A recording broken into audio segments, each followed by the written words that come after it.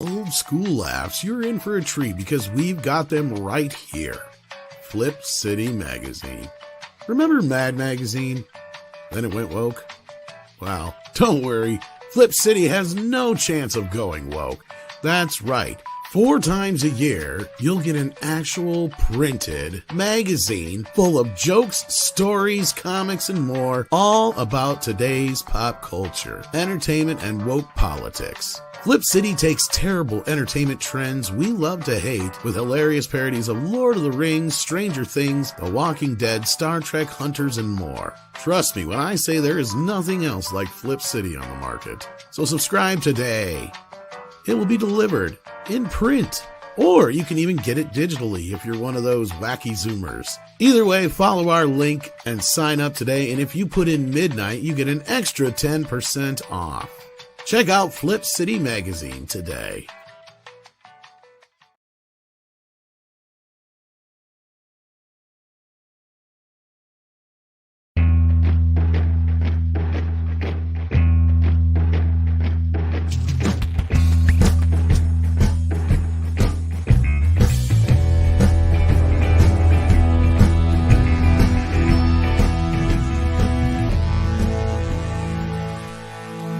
Good morning, everybody. It is Wednesday. Welcome to the program. It's time for Midnight's Edge in the morning. We have Andre the Boss Man here. How you doing? I'm doing good. Greetings, everyone. One more episode of The Acolyte to go. We'll be talking about this one first. Oh, yay. We also have Paul, who's happy every day. Yep, most days I'm happy. Yep. Hello. I'm having lunch. It's sag paneer I'm having. Yeah, where are you at today? In my loft. This is my writing area. Ah, okay. Yeah. I have different areas in the house I do things. Do you love the constant tour of your house? Yes. I've got a place to do something any place. I'm very lucky. Yeah, that's a luxury not all of us in rented accommodation as I have right now can afford. So yeah. I worked for this, damn it. Yeah. Oh no. Well earned. Well earned. Good to see both of you. Yes, we're glad to be here and awake. Good morning, everybody. We have a few super chats to get us rolling. Let's see what we got here. Packing Proton sends in a member chat for 5 months, says, so if Tokyo has Godzilla Cannon office to protect him, how come that awful 90s US movie was allowed to happen? Well, Packing Protons, that movie is one of the reasons that their canon office exists. I don't know if you know this or not, Andre, but yeah. No, I do actually. Yeah, I was gonna say you probably do remember it from our video, but yeah. Not even that. Not only that, but I remember it from before as well. So yes, Godzilla, like many other things where the property has taken a horrible stumble, they have a canon office with rules to ensure that the integrity of the character is maintained. And of course, that wasn't necessary until someone really messed with the integrity of the character. And that would be the 98 Godzilla movie. So you can say that was a necessary evil in order to save future adaptations. Although the Roland Emmerich one? Like it, but that's the one. That's the one, yeah. It was so bad from the Japanese point of view that they created a brand new Godzilla canon office to ensure something like it never happened again. Why am I not surprised? Why am I not surprised it was Emmerich? Yeah, well, if it wasn't him, it would have been someone else. I mean, they had Clive Barker working on the movie for a while. It would have been for a more interesting movie, but I don't know that it would have been that Tokyo, Japan would have appreciated Clive Barker's Godzilla anymore. Let's put it that way. It would have more spikes on it. Oh, it would have more of something, that's for certain.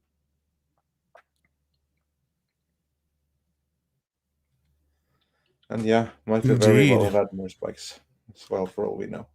And then Packing Proton sends in 5 and says, Tom's song is better than the annoying Suckalite, than anything the Suckalite can throw at us. Well, it seems people have enjoyed the song so far. Yeah, and the end song of this episode, The Acolyte, was called The Power of Two. So yeah. Well, you know, I I finished can eating. have I didn't think anybody online wanted to watch me eat. not really, but we don't care. They're interested in what you had for breakfast, and you We're just told glad them. to know. This was lunch. Or This was lunch, lunch. whatever. You're an hour behind me, right? Yeah, and It's I roll out fun. of bed real late.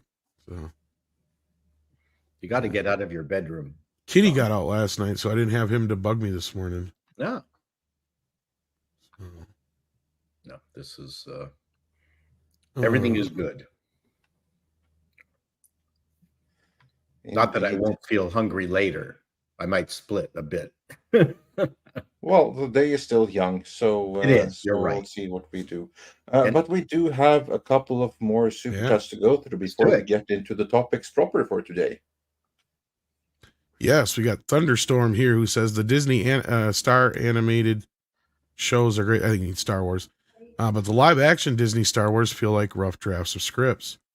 Well, I mean, the team that works on a lot of the animated stuff, I believe it's a lot of the same people that have been in place since Clone Wars back in the day. But other than that, I mean, they had never really done live action Star Wars before. So, Well, I yeah. do believe that As far there as may television have shows, been I mean, that because obviously you had the showrunner who right now is the creative lead at of all of Star Wars, namely Dave Filoni. But Dave Filoni was never the sole writer, from what I understand. He had other people there to make sure that that the narrative actually flew from one scene to the other. Plus, it is easier to, I'm not going to say it's much easier, but it's certainly a tad easier to do an animated series because there's slightly less requirements there for all the kind of things that we appreciate in good storytelling and narrative. Those requirements become a little bit more strict the moment you get to live action. I mean, there are like so many things that you can just that plays out in your mind in an animated series that you kind of like have to show in a live action series. I think that's part of the issue right there, that he may have had more talented people to help him write the earlier animated series. Well, now I do believe that they have a quality problem at Lucasfilm, in addition to the rest of Disney. By which I mean the people, the uncredited writers who are helping him for with each and every screenplay, may not be up to the task in the same way that the older guys that used to work on the animated series were. Which is why the end result is that you now get weaker scripts for a live action Star Wars series than you get for an older animated Star Wars series, when really it should have been the opposite. Well, one of the things that you notice with Ahsoka is that it really feels like an animated script.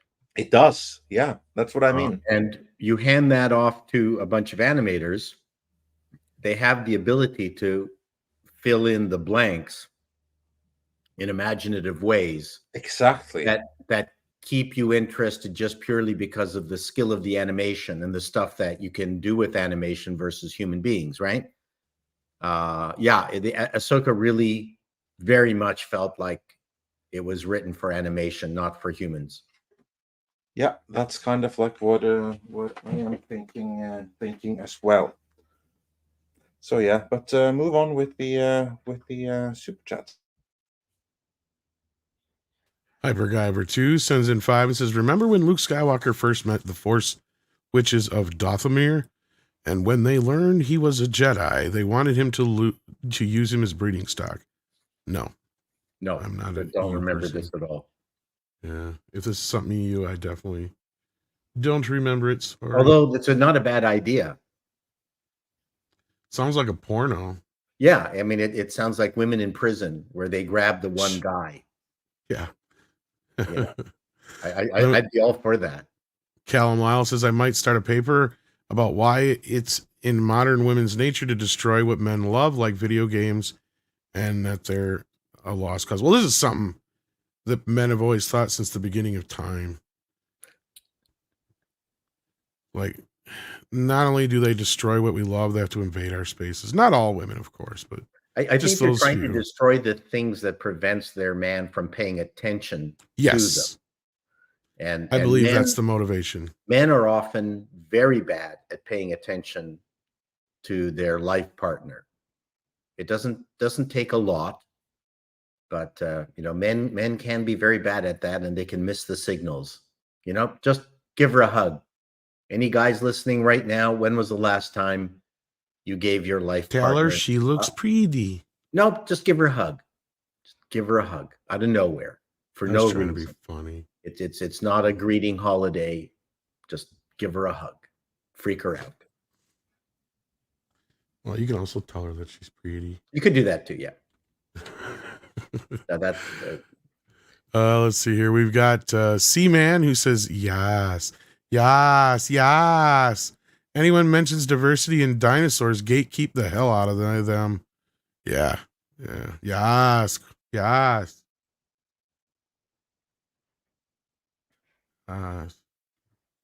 Jesus Davila sends us in a super sticker. I believe it's a thumbs up. Hit that thumbs up if you have not already. We appreciate that. We got that one already. Cal Miles says, and why does Paul tell the same gear joke over and over and over when he's a guest like Splinter's milk and nipple joke? Because every stream there's a new person watching who that joke will be new to. correct. And I don't know if he's a guest anymore. He's kind of just moved in.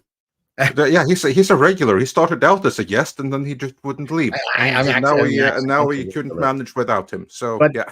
If I've got a joke that lands, I'm going to use it on the different channels that I appear on. Me too. I know. I make no apologies for that. I mean, there was a time when a vaudeville act would literally spend 20 years to perfect a 40-minute act. And that would be it the rest of their life.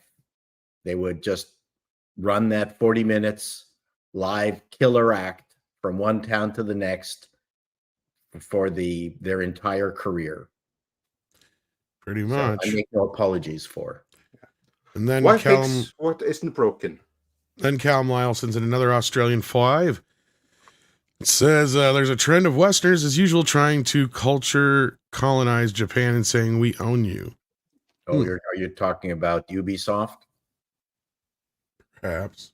He very well could be. I mean, that would be the kind of Westerners that are trying to colonize and rewrite the world in their image, isn't it? Mm-hmm. So yeah, and we got Jim V 833 who sends in 499, says I want AI to remake the Crapolite in Jendi Tartakovsky. I know how to say it. Clone Wars animated style. At least it would be more visually pleasing. I agree. I love the style of that. I'm not a fan of 3D CG animated stuff.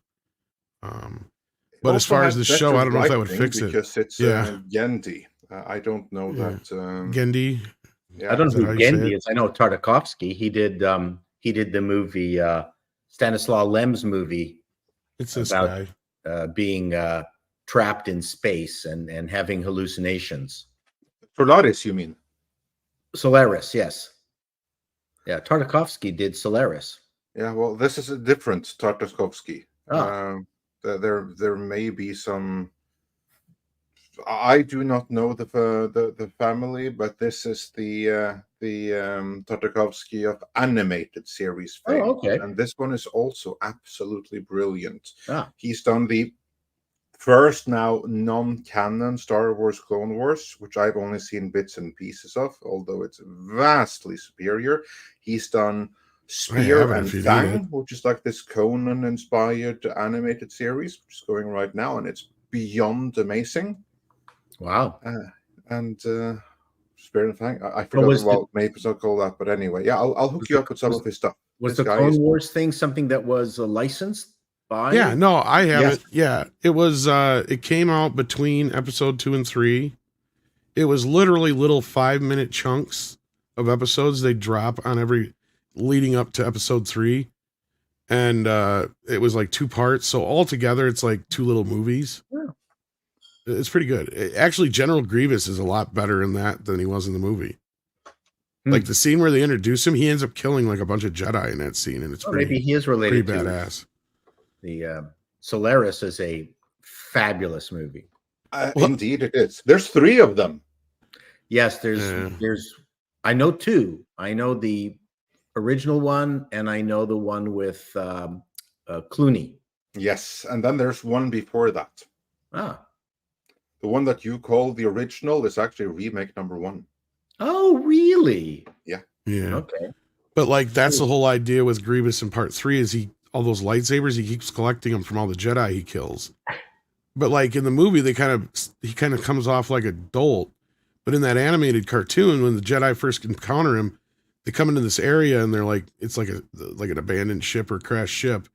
And they're like searching around, and all of a sudden they start hearing like clink, clink, clink, clink, clink, clink, clink, clink, clink all around them and stuff.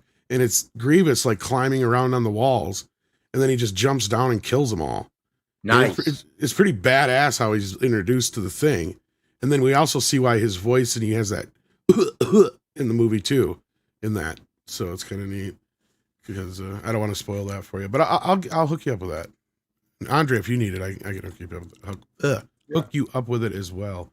Stone Gassman says, "Good morning, Midnight's Edge. Seeing Longlegs this weekend. It's directed by Anthony Perkins' son and stars Nicolas Cage. Any interest at all?" I wouldn't say I have interest in it, but I'm aware of it. Have you guys seen the trailers for this? I don't watch horror movies. It doesn't come out here, so I have not checked this one out. I've seen a few trailers for upcoming horror movies, but this ain't one of them. But it's nice to hear that Anthony Perkins' son is working. That's kind of cool. It's nice to hear that he procreated, considering how gay he was. That's the rumor. Oh, it was more than a rumor, from what we've heard. In fact, that was one of the reasons Hitchcock hired him to play Norman Bates, I guess. Vic the Stampede sends in 50. Is this Czech? Chess Krona. Chess Krona? Okay. I'm shamelessly stealing this joke from someone else in the chat, but why does it look like Mr. Chato is in a crib? Because he's a big baby. You know, the older you get, you just regress. Well, yeah, but I am wearing Depends, so figured. I do poop my pants regularly. Poop my pants? No, I don't. I'm not there yet. And John Doe says the Donnie and Marie Star Wars sketch ends with Paul Lynn in bondage and is less insulting than the canon destroying than the Acolyte. I vaguely remember that skit. I never saw it. Paul Lynn and Donnie, when they had the Donnie and Marie show? Yeah, they had a Star Wars episode. Really? No, Chris Christopherson was on it too, I believe. They were funny in their own kind of weird Mormon way. And yeah, that'd be funny with Paul Lynn in bondage. This is gonna be a wild night. Speaking of gay. What was that? Speaking of gay. Yeah. Olaf's not gay, I don't think, but he's been a member for Paul 36 months. Oh, Paul Lynn is totally. Yeah, not Olaf. No, not Olaf. I don't know. Maybe he is. Maybe, but I don't think so. Would be a waste to not use this 3-year membership celebration. That is correct. Started during the Coof era. Every week, 3 streams.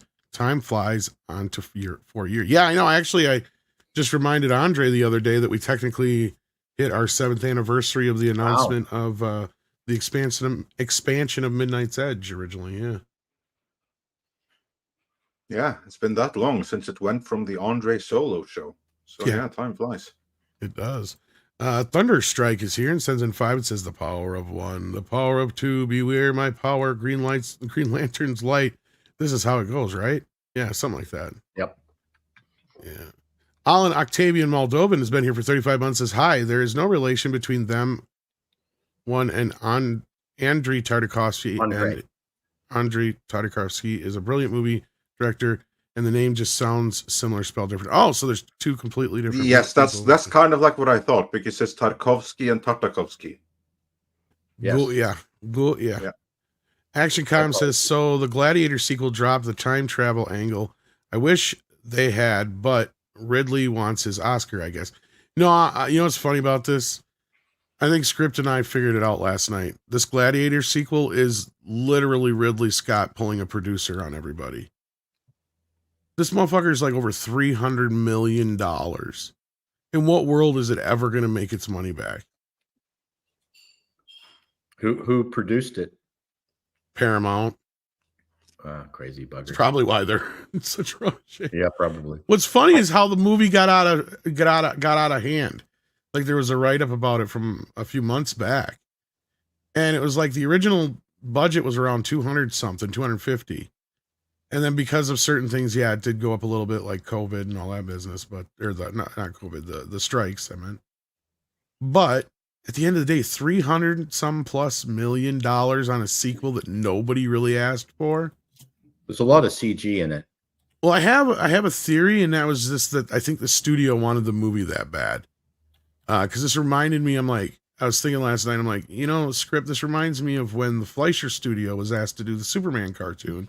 And they didn't want to do it because they knew it would be a nightmare. And they're like, all right, well, let's ask for some astronomical amount. They'll turn it down then. So they went in and asked for some astronomical amount, and they're like, okay, do it. Here's more money if you need it. Right? Like, so I think that's what happened here. And I think Ridley just took advantage of it. Because I mean, would they do rebuild the Coliseum? Like 300. Well, I don't think they actually rebuilt it, but certainly parts of it. $300 million are spent on this bitch. Yeah. Did you see the trailer yet? Yeah, I did see the trailer. It did not impress me. No. I mean, yeah, it looks great and everything, but it feels like a straight-to-video story. Yeah, I was not taken by the story at all in the slightest whatsoever. The story seemed really uninspiring. The only reason why I think that the movie might be interesting is that they kind of like deal with the fall of Rome. So I guess that could be interesting and time relevant. But beyond that, I was thoroughly unimpressed by the trailer.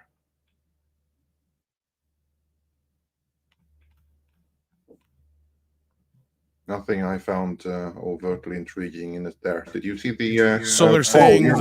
You're muted, Paul, but are they saying the fall of Rome was caused by a black man? Yeah, they had the Equalizer in it, which was kind of fun. But and he's playing Hannibal in another movie, isn't he? No, yeah. I believe this is the one he's playing Hannibal in. Or no, is it two different movies? Yeah, I think so. You're right. Yeah. I'm getting the two crossed over. I didn't like the hip hop theme, like enough. Why? Oh, I explained that yesterday on Mr. H's stream, and that's easy to answer. That's because there's only like one or two advertising firms that handle all these things, and they only know one way to put a trailer together. It's now, and the I'm finding it really off-putting.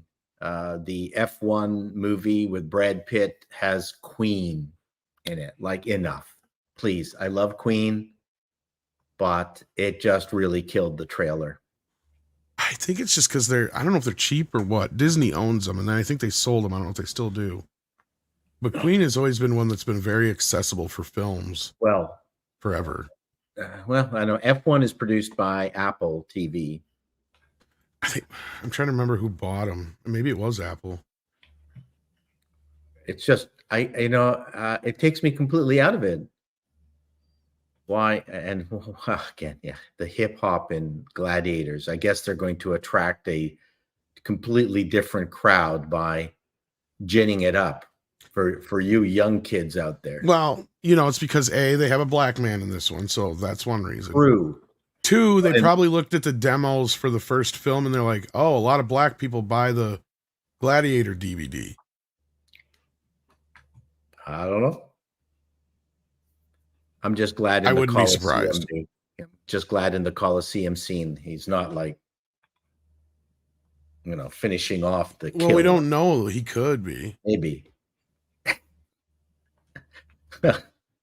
the ultimate what is it? Not dubbing. When you're just riffing off the top of your head when you're doing rap riffing. What's that called? Freestyling? Pardon me? Freestyling? Freestyling, yes. See, I'm with it. Or the beatboxing. Because I know the lingo. I'm hip. I'm with it. And Yeah. Ridley's But let's get with it and start getting into the proper topics of today, because we had a Yeah. new episode of the Acolyte drop, and I know that Mr. Chato, you have been hard at work Yes. writing your review, and you have so much to say about how stupid it was. So it's Well, even difficult. this kind of to get leads well. into it. I was going to say, Grimzilla brought up a member chat for 27 minutes. All the attacks and accusations of review bombing and removing audience scores. We need to start retaliating with accusations of review boosting from critics, or love bombing, I think it was that Ryan Cannell had dubbed. That's another version of it. Because I don't know if you saw this yesterday, Andre, but out of nowhere, Rotten Tomatoes started doing some shenanigans with the Acolyte score. Yeah, I saw. Well, everybody's actually, it wasn't restricted to Acolyte. Was it everybody's? I thought it was just the Acolyte. Everyone's top page was screwed. I think it was a glitch more than anything. Well, that's one heck of a glitch. But let's get into your review of this episode. Because the 14% review is now back on the main page. So, well, Andre, did you see it? I did, yeah, I did see it.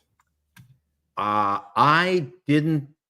I joked around in my previous episode 6, that I couldn't imagine the Acolyte getting worse.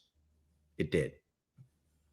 This was so unbelievably bad. But I guess the people who are into it and are just watching people dressed up in Halloween costumes going from one location to another, I can sort of see that it makes sense. But if you're interested in Star Wars and any kind of decent narrative writing, it's horrific. From the moment, what was it, at the campfire scene, and you had Indara tell Torben to eat your spinach. And basically, she's the mother to everyone. Yeah, That's right. the thing that stood out to me there. Indara, which is basically the Matrix woman, right? Yeah. She's the mother to all of them, and she's the one adult in the room, and everyone else is an immature, spoiled brat who can't do anything right. And so of that whole team of 4 Jedis, there's only one worthwhile. There's basically one adult Jedi and technically one Padawan, but the other 2 are so stupid, immature, and useless, they may as well be Padawans on a training mission as well. It's the how they've conceived of all of this is so silly. First of all, these are senior, except for the Padawan, are senior master Jedi. If we finally got the notion that there's some kind of, I made a joke that they're looking for virgins, whatever the thing they called it, emergence or something. They're looking for virgins on the planet. And the thing is, it seems I think they have a lot of them in that, their own group. But there you go. And but no, they're looking for like this force convergence or something like that. Yes. Because they noticed that something was off in the force, and that is why they came to that planet in the whole place. I do not think that bunch of people needed to go very far looking for virgins. Let's put it that way. Virgins, that's right, which is a combination of convergence and divergence. I read about it. It is a word. It's not used that frequently. And why wouldn't the council send some low-level force finders just to check it out, to find out what's going on? Why are they sending 3 of their best master Jedi? That kind of stuff is stupid. Maybe I'm making too big a deal out of it, but I think the opening fire sequence, the campfire sequence, was really indicative of the problem of the entire series, in that all they talked about was plot. The plot should have been taken care of before they got on the vessel to get to the place. So everyone knew what their roles were. everyone knew what they needed to do, and everyone knew what the whole thing was about, because even Torben is going, oh, like, can I get off this planet? Like, he's the first Gen Z Jedi ever, Torben. Like, I'm Yeah, gonna but get the audience, they have to recognize themselves in it. That's how they that's see Torben. themselves on screen. That's how they see the audience. Yeah, can I get back to Coruscant? So you had this opening sequence where they're doing something. I don't know if you know the British archaeology show Time Team, but Yes, it looked I do. like they were doing Time Starring Team. Baldrick from Blackadder. Yes, with Tim Robinson. Robinson, and it was just so. First of all, not very exciting, so we're dealing with an homage to serials where, and I'm not talking about the breakfast cereal, I'm talking about those TV serials and movie serials too, because they used to have them as openings for movies, where either they were doing something or something was being done to them, and they had to find a solution to get themselves out of a problem, or they had to find a way to get into a problem. Every single scene was that in those old serials. Star Wars is set up that way. If you see the original Star Wars, we all remember even the iconic scene where, Luke, Obi-Wan, and the two Jedis are now coming into town on the land speeder, or not the land speeder, whatever the vessel was that Luke was driving, and they had to get by the stormtroopers. So there's a problem. They have to solve it. And when you're a good writer, you solve it in an interesting way. And we have that iconic moment where Obi-Wan says, you don't care about these droids. Remember, I don't know what the exact wording is, but that's an iconic memed moment. And so then they zoom past. What is it that we learned from them? Well, through action, not words, we find out what Obi-Wan can do. He also explains that he can only control the weak minds, which helps us later on, because then he's not using this silly power over and over again with everybody. There's just and Luke gets to see a demonstration of the Force in action, not just some lightsabers waving around. And in this particular case, in the campfire sequence, that's an opportunity to build character and camaraderie between the characters, apart from farting, which you're not going to have amongst Jedi. But is one of them drinking? This is a time for them to let down their hair or their braid or whatever, and just talk about themselves. So we learn that they've got a life outside of just this narrow path that the writers of the Acolyte have created. Now, out of that camaraderie and that kind of casual conversation, they could have slipped in some plot, things like, so what are we going to do when we get to the thing? I mean, but that you would do that at the very end, but they should be laughing, they should be enjoying each other.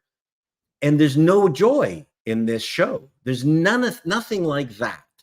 So I think like I said, the campfire sequence is a perfect microcosm of everything that's wrong with the writing in this show. Yeah, I kind of agree with that, because there's a lot to pick at here. Because in this episode, Leslie Headland showed that she's not an ingenue or anything like that. She's just an absolutely awful, awful writer. Yeah, and someone who is even missing any kind of self-awareness, because when she came out and said that she didn't like the Acolyte being criticized because it was the most important work she had ever put in writing, or something to that effect. I don't recall the exact words. Yes. There's like, lady, did someone else ghostwrite Russian Doll for you? Because I haven't seen Russian Doll myself, but everyone keeps on telling me how good it is. Yeah, exactly. There you go. You would be part of that everyone who says that that's okay.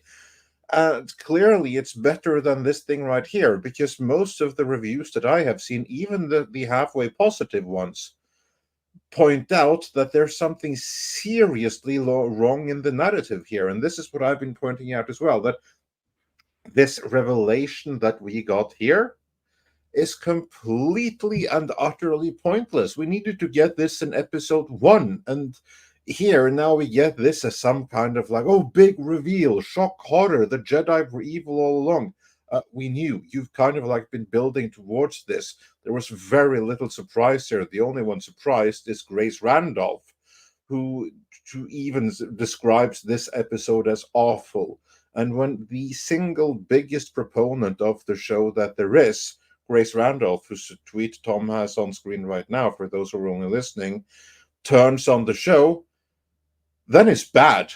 Then it's really bad. Then they've really screwed up here. But I disagree with you. I think the Jedi turn out to be a big non-issue. We find out that the witches collapsed because Indara released their spell on Kalnaka. That was so dumb. Which knocked them all out, and no, it then killed they them got all. Consumed by the fire. It was unremittingly dull. So, okay, so nothing. All Indara did was release Kalnaka from the spell. That's not an evil Jedi thing. The only evil in this is this weird thing that K-pop Saul, because he's got the stupid K-pop haircut in this particular episode, which drives me nuts. But K-pop Saul somehow is saying, wow, these girls are in danger amongst the women that created them, that clearly love them. Like, I don't believe it. No, I don't bullshit. believe anything here. That's the problem. I mean, therefore, that's why I think it's like pointless to even have any kind of like discussion about Jedi being evil or what this means for the larger Star Trek narrative, because this is just fan fiction. Star Wars, and it's bad fan fiction at that. Yeah. Because I can't accept this. There's no verisimilitude here. I cannot accept this as taking place in the Star Wars universe because it doesn't meet the minimum quality or verisimilitude requirements that I can accept this as part of the larger Star Wars universe. Oh, no. Perfect example is Indara, and basically for those that haven't seen it, which statistically should be most of you, the way all of the witches are killed. One of them is killed by way of lightsaber. That would be Sol who does that. So that's another break of like the Black Mother, the main mother of the Coven, the Yas woman. She's killed by one thrust of a lightsaber. But she that kills you now. But I didn't understand that at all. So no, she turned to dust. But maybe that's the thing. If you are turned to dust and you still haven't dispersed enough, then a lightsaber can kill you. Right. But all of the others, yeah. She should have dispersed sooner. Exactly. She should have been faster on dispersal. But anyway, and then all of the other female lesbian witches of the Coven, they start chanting together to demonstrate the power of many as they brain control the Chewbacca Jedi and have the Chewbacca attack all of the other Jedi. And then you have Kalnaka that goes in and she releases the spell. And the moment she does, all of the other witches, now that the spell over the Chewbacca has been broken, they spontaneously die. Like do they die? Yeah, they do die. I mean, they were all dead. We saw them later, right? Because we saw this in the very first episode. From Osha's point of view, all of the Jedi are dead. No, sorry, the witches are dead. They're not burned or anything, but they're dead on the ground. What was it that caused Saul, K-pop Saul, to fire up his lightsaber and poke it into that all those that misty black stuff that was created by what's her name? Abishola, whatever the character's name. The main yes, lesbian the mother witch. What was it? What would have been him being like? Was he threatened by her? Immature man, male and immature. There was nothing motivating him to attack the mother witch. No, he was just desperate for an acolyte all of his own.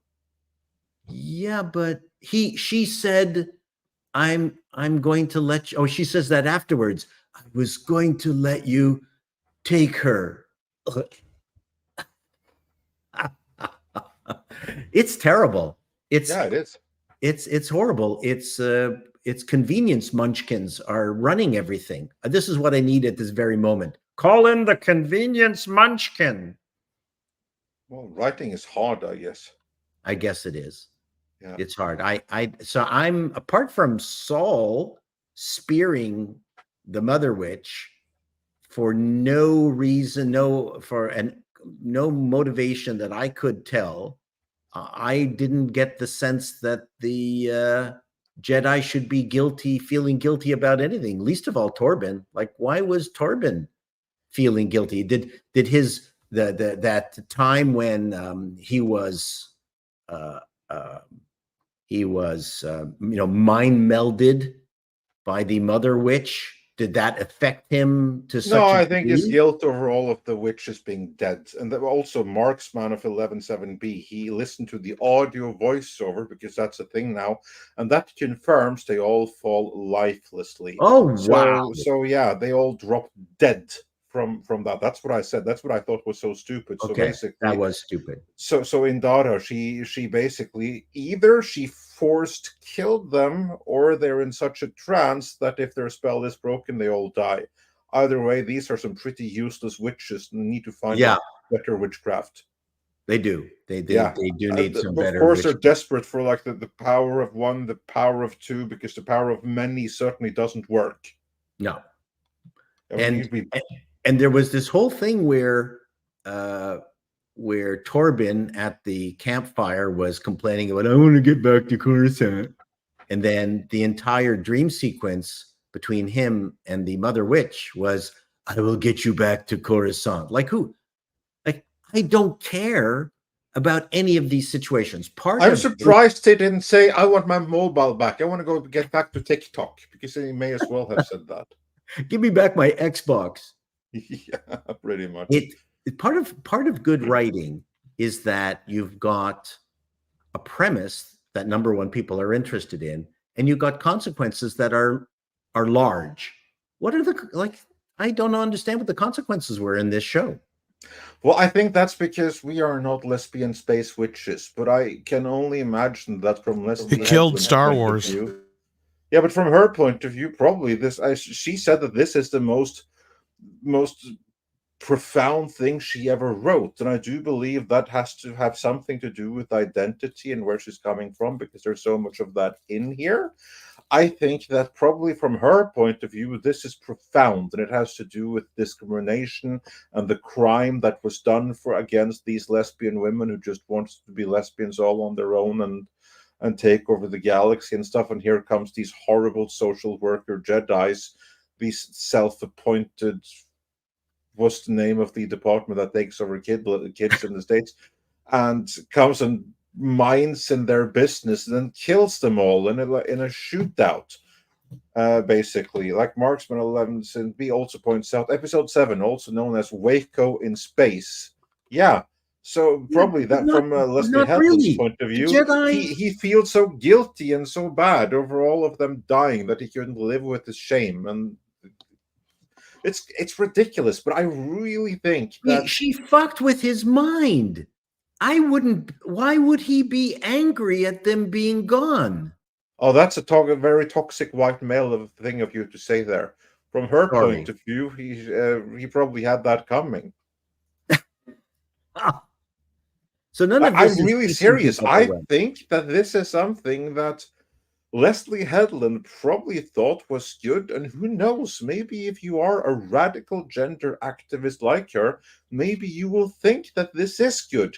Maybe you will see some kind of oppression victimhood narrative where the witches really are the good ones and the Jedi are horrible interfering with them when they just want to be left alone or something. That's the only thing that I can imagine. And that's why we don't fathom it, because we cannot see it from her point of view.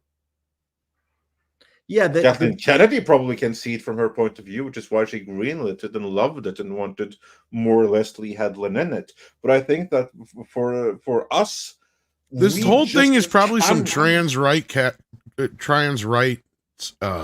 allegory for kids. How much you want to bet? Exactly. That's what I'm thinking. I really think that's part of the subtext here, and that's why we just can't empathize with it, and we cannot see what the hell is going on and what the hell the Jedi did wrong, because there's a fundamentally different worldview at stake here, and normal people just can't get on board with what Leslie Headland is trying to convey, however much sense it may make to her.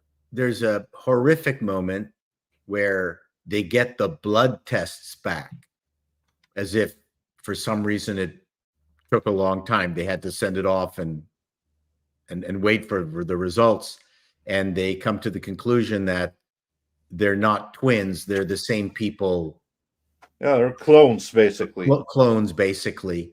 But then they completely drop that, and then they switch to, oh, we got to test them and check out their force capability. And so that was gone now.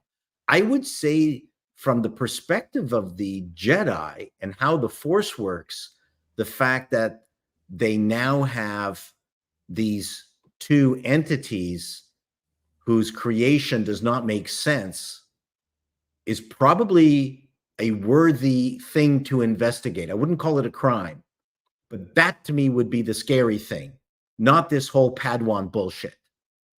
That was awful. That was absolutely awful, and really poor Lee Jung-jae. The lines they gave him to say made him look like a parody of a white guy dressed as an Asian actor. Yeah. It was ridiculous, everything. I felt so badly for him. And it's a shame because he's a good actor, and he was, his career will now be tainted by this. Oh, he'll be fine. He just goes back to Korea and makes good stuff. This is an embarrassment for him. I feel bad. Oh, in Korea he'll be fine. I don't know that he'll be fine in the West, though. Oh, he'll be fine in the West. Yeah. He'll be fine. But this was horrific. Like really, really bad. They would have been better off just to get some Mickey Rooney out of Breakfast at Tiffany's. I think that probably would have undermined some of the points that Leslie Headland was trying to make here, but from an entertainment point of view, I don't disagree with you. But the whole thing motivating them to go back to the witches was somehow he wanted a Padawan and the girls are in danger. Yeah. What? He wanted an acolyte, because just notice that away, because that's like a theme going on here, which I'm sure is going to be something of like the Jedi and the Sith are the same, because we saw like Smiler Ren, he's desperate for an acolyte, and that's the same thing with Saul. He was desperate for an acolyte, only he calls it the Padawan. What evidence did Indara and K-pop Saul have with regards to the fact that the two girls are in danger? They specifically say these girls are in danger. How? What was the evidence? Leslie Headland needed them to think so, and so we just have to go along with it. They just said it. Okay. Yeah. And Leslie Headland is a shit writer. Like you're looking for something that isn't there, namely an in-story motivation. Right. And it's not there. No, and it's not Leslie enough. Headland needed that to happen, and so we just have to go along with it. Now, did you notice in this this particular version of the fire that May causes, she's shocked by it and tries to put it out? Did you notice that? And she didn't say, "I'm going to kill you now." So that may have been an unreliable narrator in the first episode. That maybe it was a Jedi mind trick that someone brainwashed Osha later on, tried to tell her. Am I to assume that this retrospection is the story from Saul's perspective from the previous episode, where he ties May down? Kind of creepy.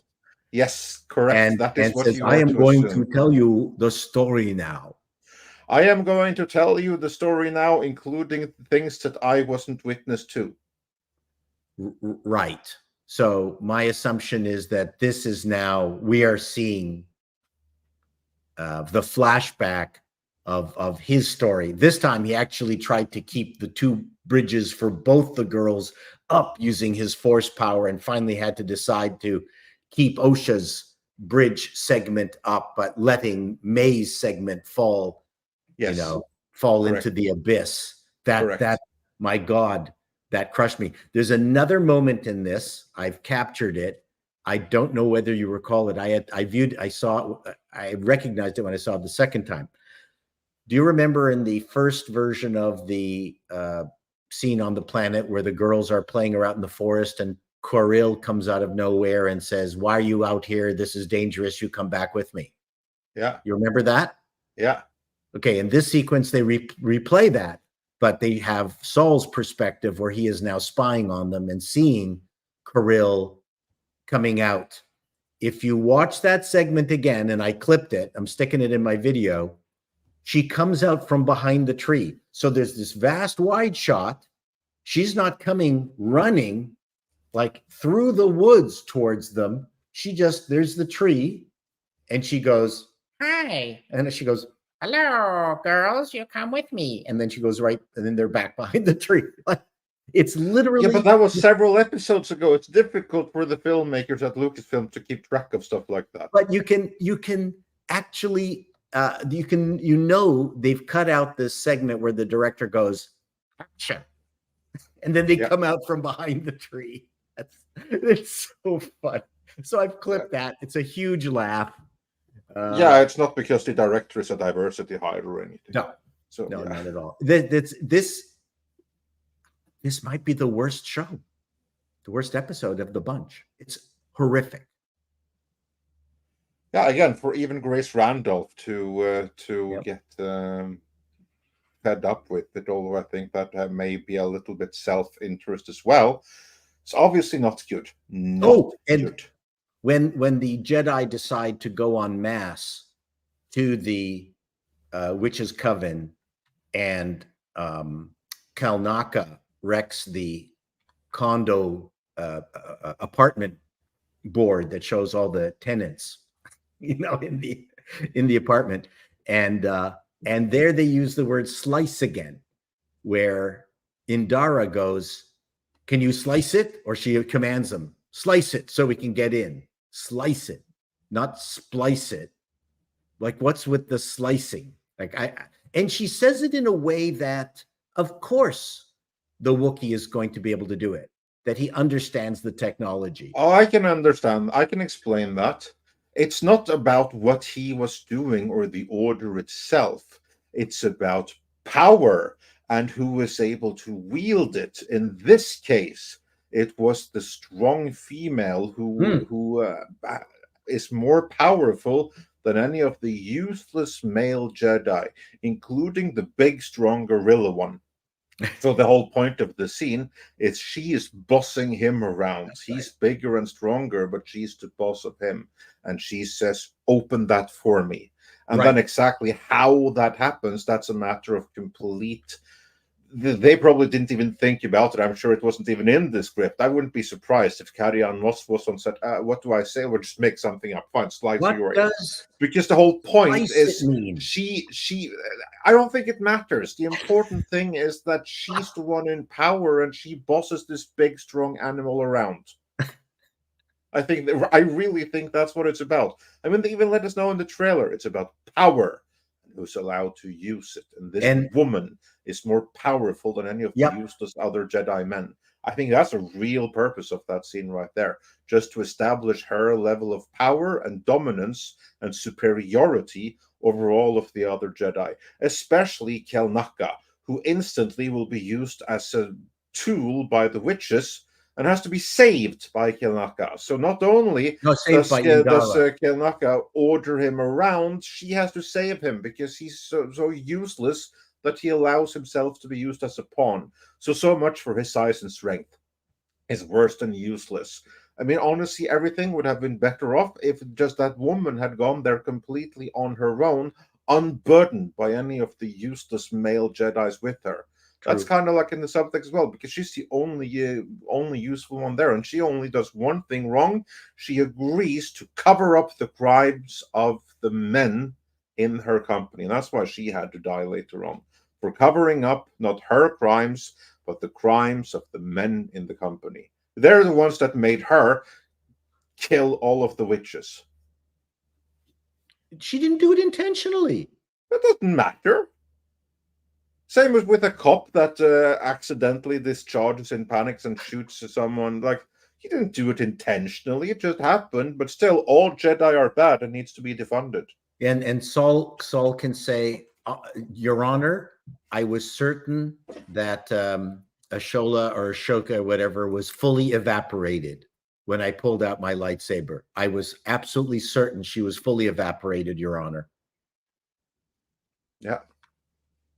Yeah. So yeah. Anyway, I don't know how much more we have to go on here, but I saw a lot of messaging here, and if you really think about, if you just pay attention to, like, okay, I can't believe I say this, but for your review, you can credit me for it. Go back and watch it one more time, and this time, pay attention to the power dynamics and the genders of all of the characters, and remember that this has been written by a lesbian activist. What could she be trying to say?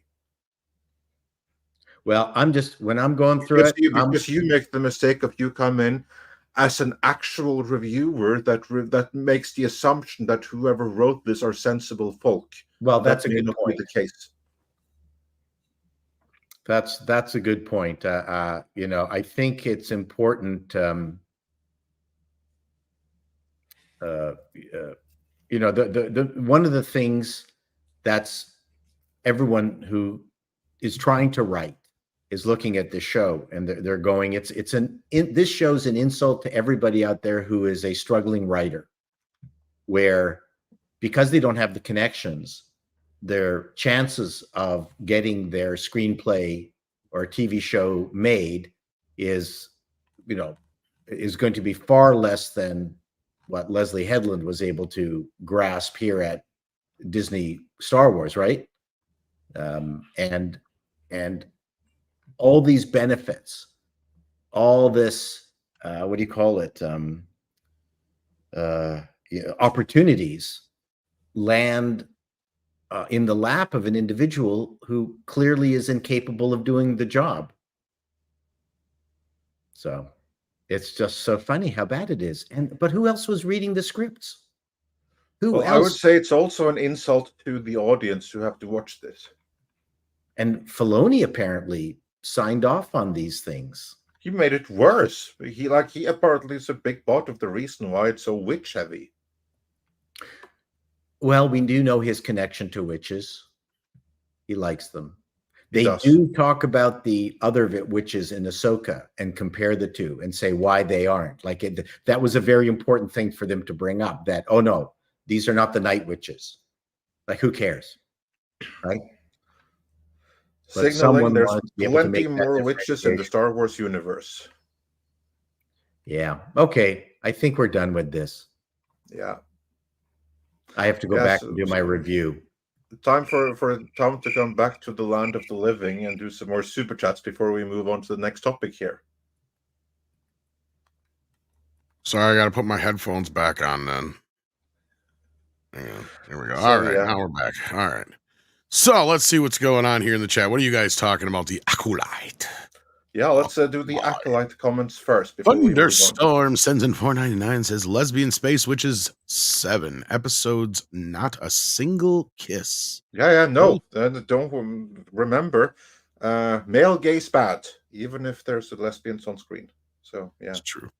Bucky Cat says, you know what's horrific? Hollywood talking about remaking. Fistful of Dollars. Yeah, that is pretty bad. They've already remade those. There's also a level of irony because that movie is itself a remake. It is, yeah. Grand Inquisitor says in the old EU canon, slicer meant hacker for computers tech. That's what I assume it means here. Good. Well, that makes sense. And then we got. So maybe they got the term from the EU. That's fine. I have not read the EU, but it's just as an IT guy, it bugs me. Slice it. Thunderstorm sends in another $4.99 and says, I suggest people check out the animated Star Wars Tales of the Jedi and compare it to the Acolyte writing. It's literally two different companies. Yeah. Well, that there's, like I said, the animation side seems to have people that are a lot more experienced than everything else. Anastasia, that's her name. I wanted to make sure I got it right at least once today. Rogue Thinker's been a member for 27 months. This is Trinity unplugged from the Matrix, pretty much. Oh, she needs to plug right back in again. Yeah. Plug me back in. All this technical stuff bugs me because I also didn't like Mr. Robot either. I went, wow, this is terrible hacking stuff. This is not the way hacking works. So, right. But apparently Mr. Robot writer actually wrote a couple of these episodes. The more you know. Or got involved in the writing. Any more on the Acolyte? I hope not.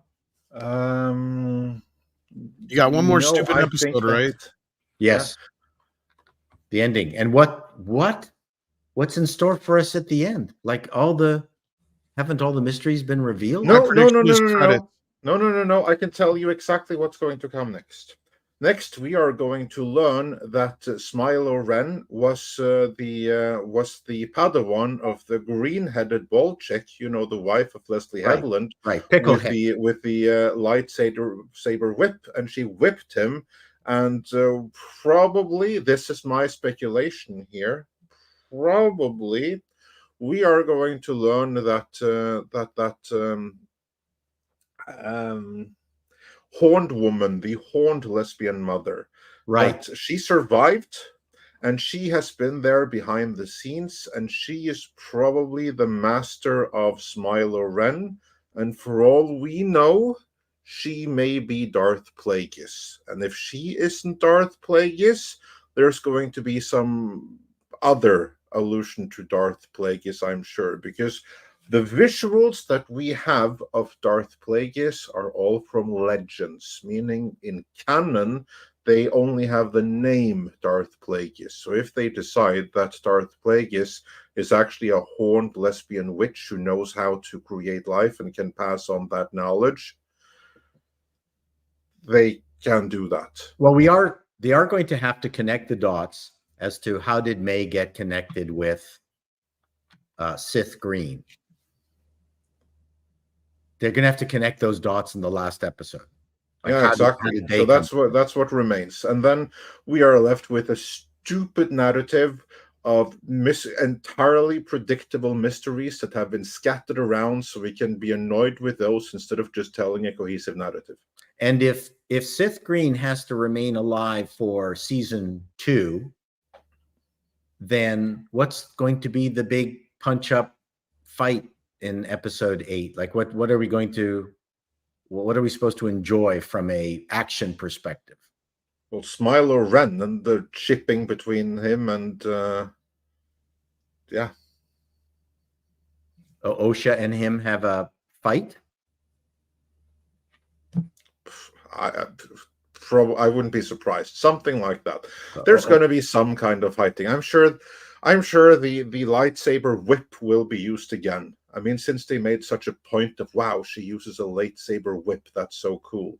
We're going to have to be able to see it again one way or the other. I wouldn't be surprised if there's another face-off between her and Smilo Ren, who years later, because now, and then I'm sure... here's something. I bet that Smilo Ren is going to tell her, last time we met, you were the master and I was but the apprentice. Now I am the master. If that happens, you heard it right here first. There has to be some punch-up. If it's going to just end on more flashbacks and yakking, I'm sure there's going to be flashbacks, and they're going to tie into current events.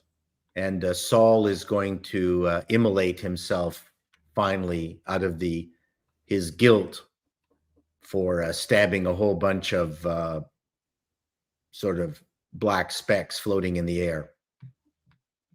Yeah, probably. The mosquito, all those mosquitoes that swarmed him. I don't know. Are you guys still talking about the Acolyte? No, yeah, we are. We're done now.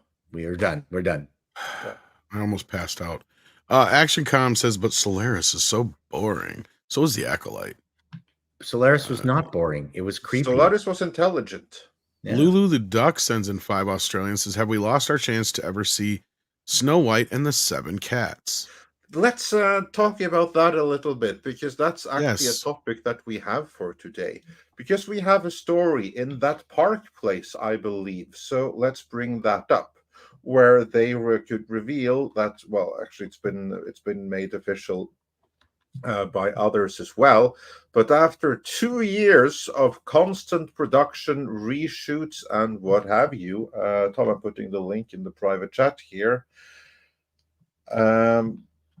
Shooting has finally concluded on Disney's Snow White after no less than 2 rounds of extensive reshoots. This comes to us from that park place, which writes, most movies go through film production in months, not years. Disney's Snow White live-action remake is not one of those most movies. Instead, Rachel Zegler and Gal Gadot's retelling of the German fairy tale has become a 2-year production fiasco. But now, Bob Iger and Disney feel good about it, and that the House of Mouse, which may have the final laugh in the end. To go through the entire story of how this film turned into a nightmare for Disney would be a very long read, so they skip forward a little bit. Jordan Remy of World of Real confirmed principal photography on Snow White began on March 7th of 2022 and wrapped in June of 22. And then, of course, there's been multiple rounds of reshoots ever since. We have had multiple scoops and rumors, and a source has now reached out to that park place, which says that the final round of reshoots attempted to do the following. 1. Clean up the original vision to exclude dwarfs from the final product, except for one live actor. Reshoots allegedly occurred at this point to allow for new CGI dwarfs to be inserted into a large amount of the movie. And that may have added 30 million to the cost. Another set of reshoots was then ordered as the result of extremely poor reception by focus groups, more specifically about how Snow White herself was portrayed.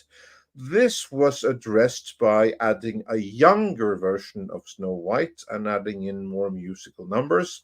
And finally, a third set of reshoots have just wrapped. And according to the Park Place source, these are a result of a movie that is still seen as incoherent and disjointed, meaning it was lacking connective tissue. So now that has been fixed. And now the movie has toned down a little bit of the original messaging. It still has a pro-feminist message, but it's softer and less militant than before. And Disney now apparently think that they have a hit on their hands. And that's a gist of this story. So, Paul, are you optimistic about Disney's Snow White? No. How can, I mean, if you're playing the odds based on past performance, you're going to be safer saying that this is going to be a massive failure. I'm not saying it will be. I'm not predicting that it will be. But again, if we're playing the odds, what are the odds of it being successful? Nobody likes Rachel. Everybody knows the history of this debacle, and you can't really shoot a film that many times. And it reminds me of the story behind Saturn III, which was a massive failure. Like almost everything that goes through these kinds of changes, very, very few times do they make it work. And Disney has not. It's not of a track record of being able to use this technique. Name a Disney movie where they've overshot it and then managed to pull gold out of garbage. Name one. Yeah, Tom, can you name such a movie? And do you think that this is going to join Where the it's been ranks reshot of to hell and actually worked out? Yeah. I can name one. Wonder World War Woman. Z. Or World War Z. That's another good example. I think that's the only good example. Wonder Woman had a lot of reshoots. Yeah, that's otherwise, Yeah, the first one and The first re-editing. Wonder Woman, yeah, that was also reshot to hell and back, and it worked. Otherwise, generally, no. It generally goes because the problem is like, and then this is fundamentally the issue: is you have a foundation problem, right? It's like the entire film is a piece of shit. You can only do so much to fix it. I mean, if it's one thing, if you're going through a movie and there's like one or two bits that aren't working, you can kind of reconfigure those one or two bits, maybe. That's a possibility. Like, that's what I think probably happened to the end of Wonder Woman, is the end of Wonder Woman was a huge mess. And they probably just cobbled together the best they could a basic ending. And that's probably why it looks like it was shot on a stage in New York somewhere. Other than that, I mean, once you have a movie that's so bad, it's just basically adding paint over top of shit, right? It's still not going to change that underneath it is shit. Well, you can shoot, a younger actor to try and make the older actor seem nice, more likable. That's still not going to make the older actor seem more likable. I mean, they always said they were going to have magical creatures in this, so I'm like kind of still confused on the whole dwarf thing, because I was still never convinced they were never going to have dwarves. I was just convinced they were always going to do them CGI. That was my thought, because at that point it's like, what makes Disney's Snow White? Well, it's the seven dwarves, of course. It's the fact that they have their own personalities and their own names in this version. That's the main thing, besides just the obvious changes that they make to the original fairy tale. I mean, clearly we're getting more characters in this, and this is going to be a broader story than the original film, because the original film only runs like an hour and 10 minutes. But there's the huntsman and other things that can be added to the mix. But at the end of the day, this just feels like it's it's a lot like the Captain America 4 thing. You can keep reshooting it more and more as much as you want, and I still don't think anybody's going to be interested. And I think that people the shine of these remakes is starting to wear off, is all I was going to finish with. People make the mistake that the little people in Snow White is an isolated group of small people. It's not. It's more like Tolkien. There are miners all over Germany of this type of individual. Like, they are a society. These are just 7 of them. So that, pardon me? I was just gonna say, like in Lord of the Rings, yeah, like Lord of the Gimli, Rings. yeah. It's all we're seeing are 7 of these people, but they've been transformed into a group of people that you're no longer allowed to employ, because that's going to insult other people of the same ilk. When it's so funny. Stop hiring dwarves, anyway, lest you offend the dwarves. That's it's quite ridiculous. Yeah. So yeah, we're going to do CGI dwarves just to make sure that no dwarves get any work at all in this movie. Then the dwarves out there will be happy, all of them. Yeah. So, who cares? I don't know who cares about this film. Are they going to tone down the whole notion that it's about power, and Snow White is actually going to grab power from the patriarchy? That was I think they're going to keep it, but tone it down. That's what the scoop read. And apparently also they're going to aim it very heavily at women and try to repeat the Barbie success by making this another woman fest. Because I mean, I say this with the absolute utmost respect, but female audiences, as a general thing, have a higher tolerance for quote unquote woke entertainment than do male audiences. So that's obviously why they're going for women in this one here. Well, I think that's a smart move. Yeah. I'm not disputing that. I mean, they could make, but they never would, a sassy kind of semi parody of this along the lines of Barbie. Although people have parodied Snow White in the past. It's been done to death. No. Snow White and Cinderella are the two that have probably been so overdone. But Disney hasn't done it. technically they have in other ways. Like, that's the thing. I mean, I don't know about Snow White, but they've redone Cinderella in other ways before this. Oh, for sure. But in this case, like, I think the shine is wearing off. I think they kind of got the gimmick already with the Little Mermaid and Aladdin and Lion King. And as we saw with the Little Mermaid, there was a huge drop off for that after compared to what the Lion King and those have made. And a lot of their other live action films have been getting shoved directly to Disney Plus so they can hide how bad they did. Right? Like, I even forgot that Robert Zemeckis did Pinocchio. Yeah, it was horrific. So, like, and that's my favorite Disney film as far as the animated films go. Especially it was growing up anyway. Because it's scary. Yeah, well, as a kid, that was one of the few ones we had that was kind of aimed towards boys too. That helped. But yeah, that scared me straight for quite a few years. That fucking movie did. I did not want to turn into a jackass.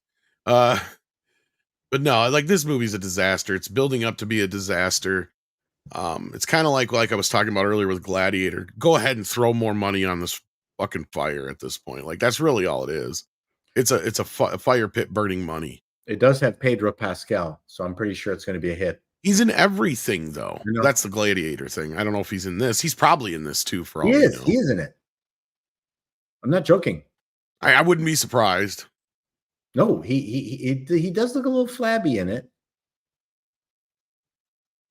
But either way, like, as far as the Snow White thing goes, this thing is turning into the new whatever, like Rise of Skywalker or Heaven's Gate or whatever disaster you want to put in there. Ishtar.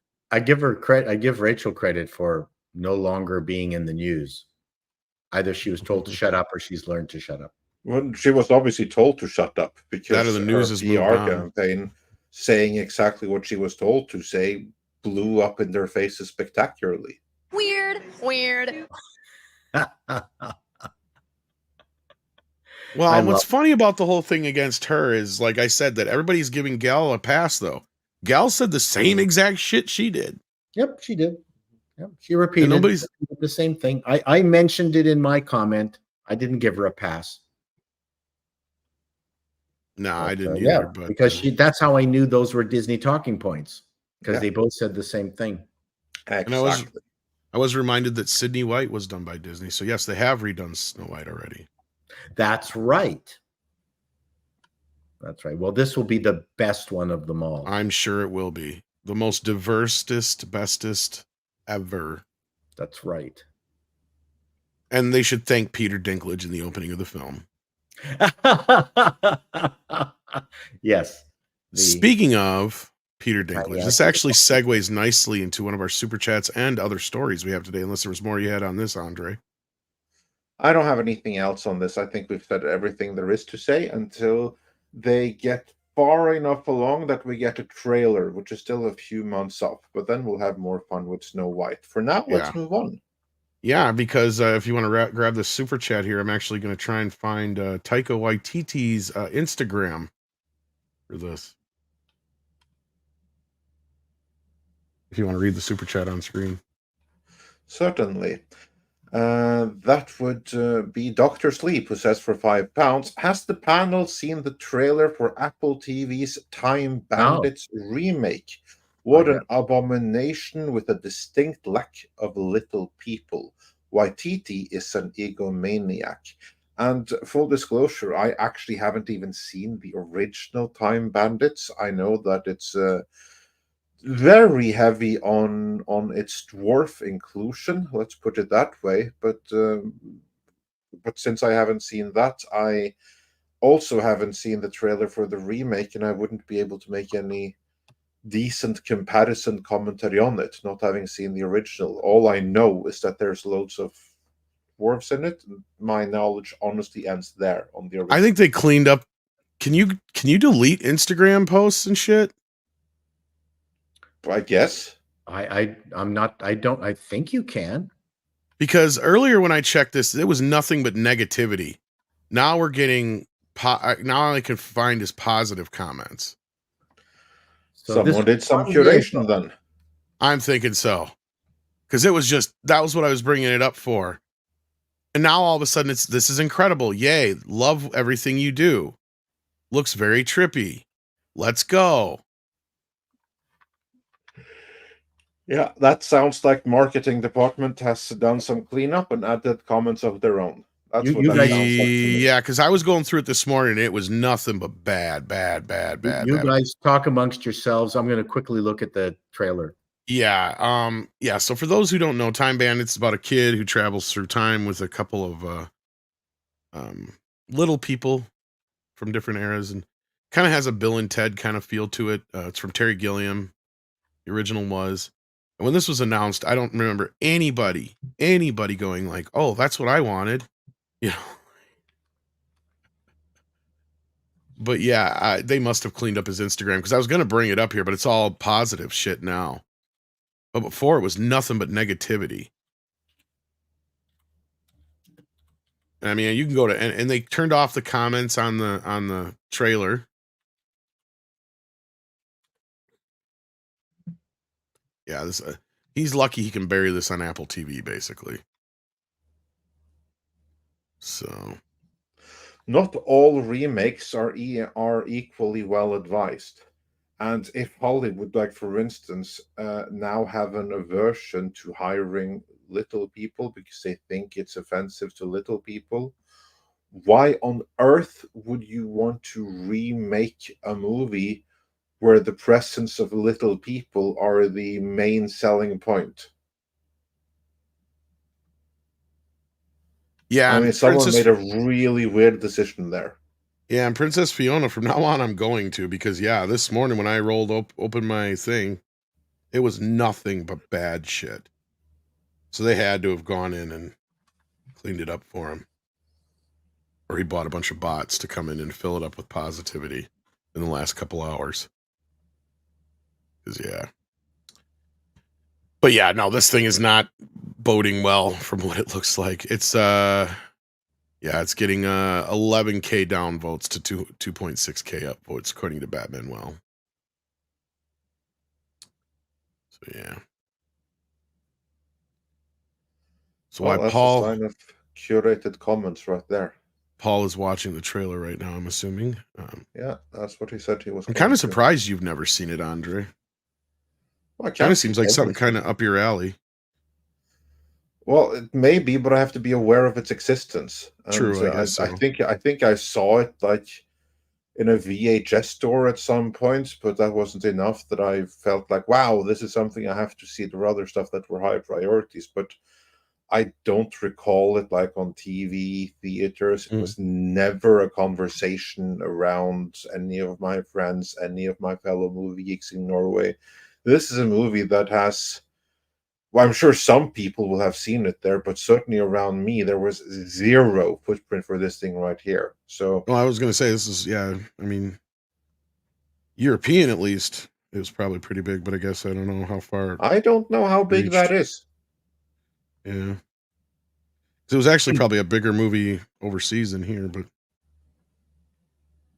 yeah. Well, it may have been at the time, but I don't know how big it is now. I don't know how big a footprint. Like, I'm not saying that there isn't one. Like, I really don't know how big a footprint. I would say certainly Part of nowhere it is you near might be, Willow. yeah, because you're a little younger than me, so that might be it too.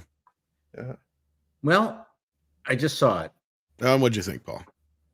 I jury's out. It has a very much a Terry Gilliam messiness to it, which I'm not surprised, because Time Bandits was a Terry Gilliam thing. The one difference is that the Time Bandits themselves in the trailer are all grown up. They're not. Yeah, dwarves. they're not the little people. Yeah, but the dwarves seem to be part of the evil bad guys, who's played by Taika. I wish he'd stop doing the self-inserts in his movies. But that being said, I mean, I'm going to give him the benefit of the doubt in that he's not an untalented lout. The vampire, What We Do in the Shadows, is absolutely hilarious, and he's also in it. I didn't mind his first Thor movie. The man is not untalented. He is genuinely funny.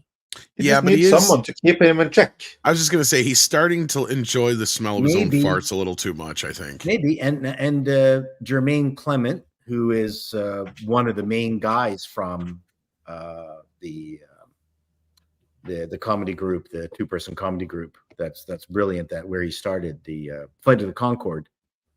He's in it, and he looks hilarious.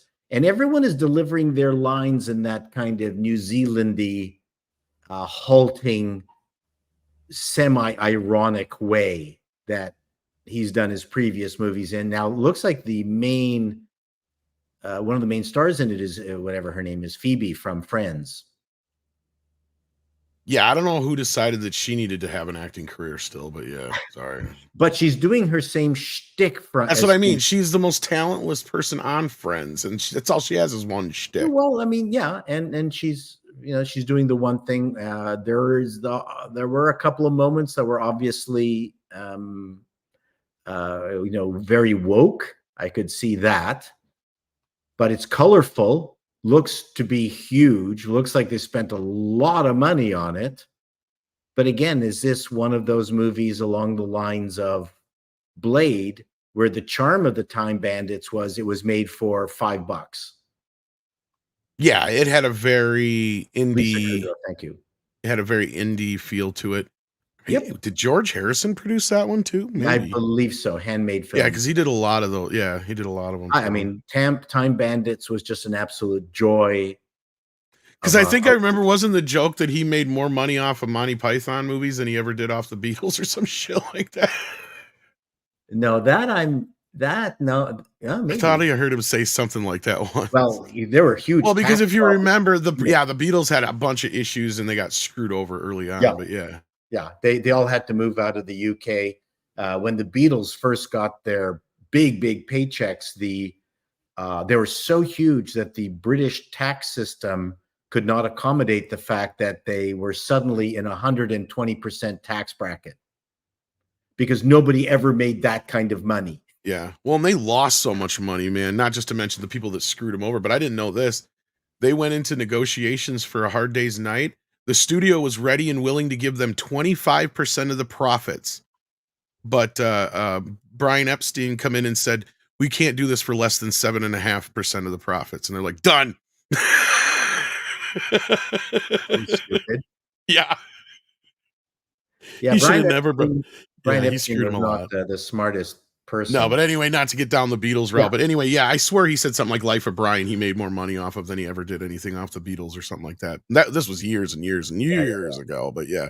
It was anyway, that film, and I don't know whether all the bombast in the trailer that I saw captures the charm of the original. But I will guarantee you there will be segments that will be funny. I cannot imagine Taika Waititi not doing it. And Jojo Rabbit, I cried. I mean, to me, that was wall to wall, an absolutely brilliant movie. Yeah, this is one of those things. He's not untalented. Well, here's the problem I have with it. And Taika Waititi does have his own voice. I'm not going to deny that. And he may be getting a little too into his own farts, too. That may be true. But at the end of the day, I think it's very silly. It's one thing to remake a movie that just was like a throwaway, toss-away B movie or whatever. Mm-hmm. When you got you got somebody like Terry Gilliam who clearly has a voice. When you see his films, like nobody can do a movie like Terry Gilliam, like Baron Munchausen, Fear and Loathing, all these, like who else could make right? Like, sure, Taika Waititi has that sentimentality, but I'd much rather see Taika Waititi do his own thing than try and do that. See, here's the weird thing about this. Imagine this is like if some modern rock group of young kids decided we're going to remake, some Pink Floyd album or something like that. It's like they've never ever done that before in the history. Sure, you've had bands that are like tribute bands and stuff like that, but they're still trying to emulate the original. They would never do it in music. Why do you do it in movies and stuff? It just makes no sense. I don't know how Lisa Kudrow is starring in this. That's what I said. I like who decided she still needed a career. I mean, I liked her character as Phoebe. I think she seems to be a nice person. I have nothing personally against her, but I don't know if we need a Phoebe movie. I mean, she's fine. I don't really hate her or anything like that. I just don't. I think she's kind of one note. That's all. Well, Well, that's what this is then. Yeah. It's a Phoebe movie disguised in the Time Bandits, in the Time Bandits mold. So yeah, good times. But yeah, my whole point is why try to recreate something that whoever the director was clearly had a very strong voice, right? Like that was my whole point. Yeah. Very few people trust Terry Gilliam with a movie anymore. Which is sad. He goes over budget. I know he does, but he's made some of the greatest movies, man. Yep. And then he goes and he did stuff like the one with Robin Williams to just prove that he can make a regular movie, and that's, I think, his highest grossing film of all, the Fisher King one, if I'm not mistaken. That I really enjoyed Fisher King with also Jeff Bridges. Yep. See, and now they'd remake it and have it be like some 9/11 fucking allegory or something you watch. Yeah, that was good. I mean, he also did 12 Monkeys, which I don't think was a huge success. No, but made for a good show. Yeah, the man is a crazy genius. Well, and he's well respected in the film community, right? Like that's the thing. Like his stuff is well celebrated. And then then there's Don Quixote. I don't think he was involved in Yellowbeard. That was a disaster. Yeah, Cheech and Chong thing. Yeah, that was. Which is funny because I just watched Nice Dreams last night. But anyway, yeah. So we'll have to see how that pans out. We got some more super chats here though. We've got Thunderstorm bringing up the Gladiator film with $4.99 and says the new Gladiator film will the chariot wheels have spinning rims and fried chicken? Oh, ooh, I see what you did there. Yeah. And then we've got C-Man here who says, as far as the money spent on these Disney projects, why aren't these investors demanding new auditing firm come in? PwC is obviously looking the other way while people pocket the budgets. Well, and see, here's the thing, and we've explained this before.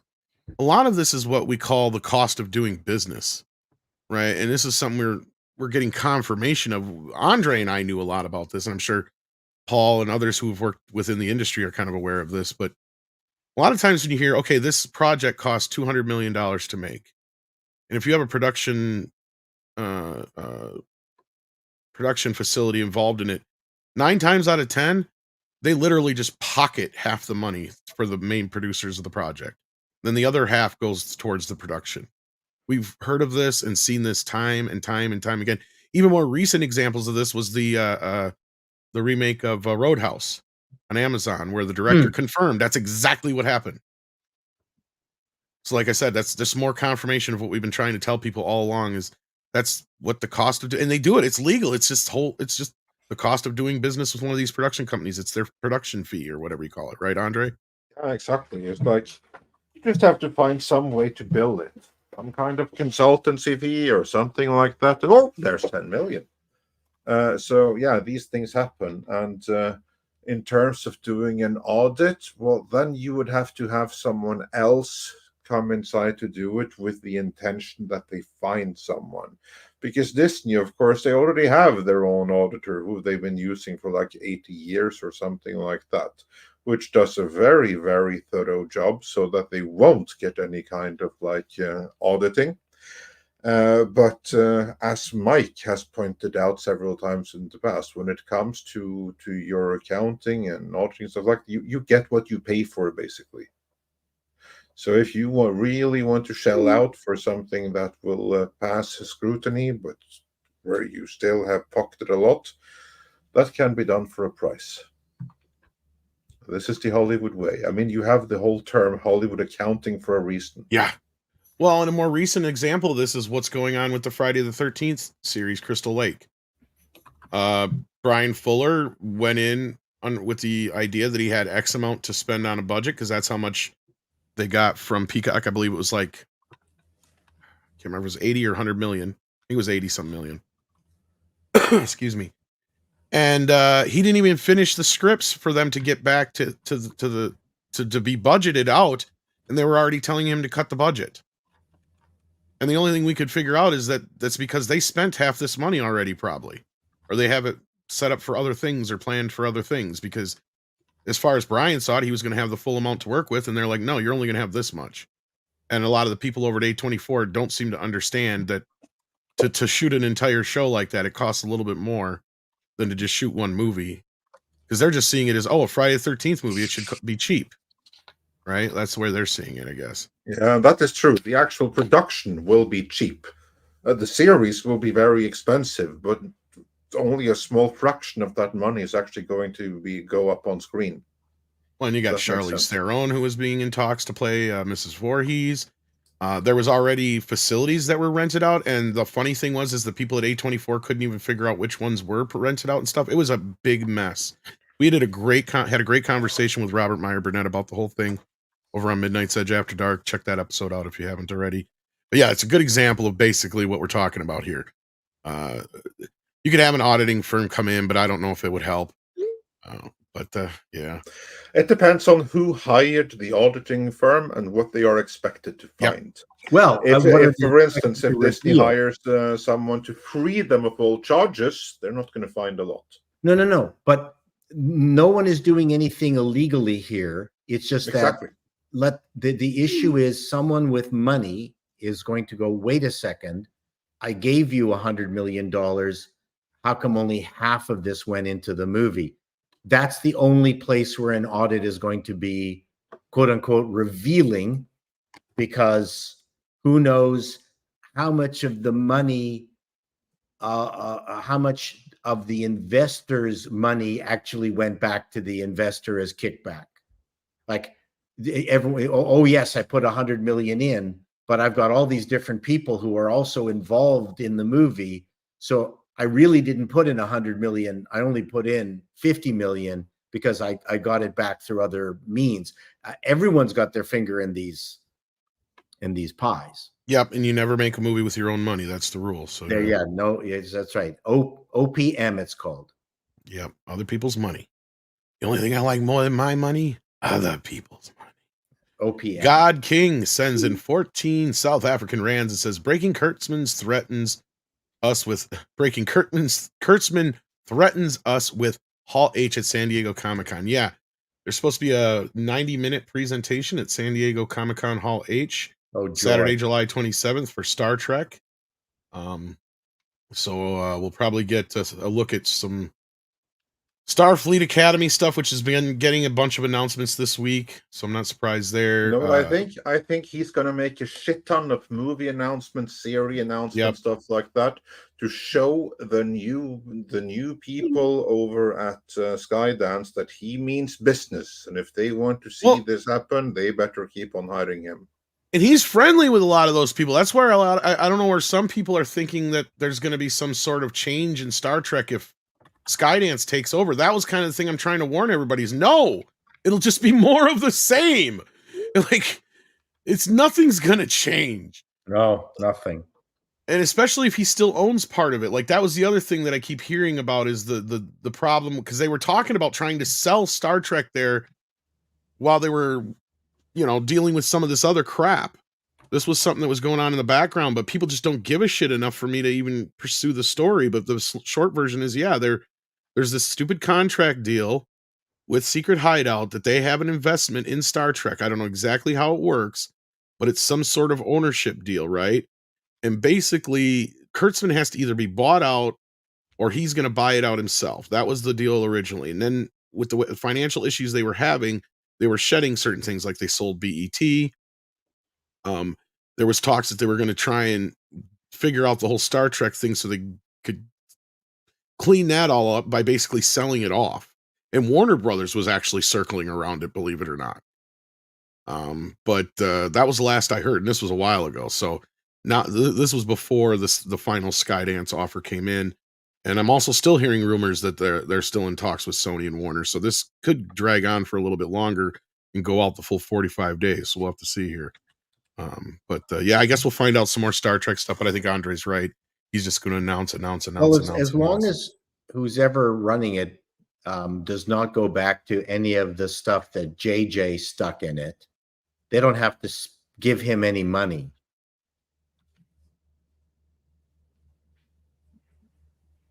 Like his variations of Star Trek. My understanding is that he owns those.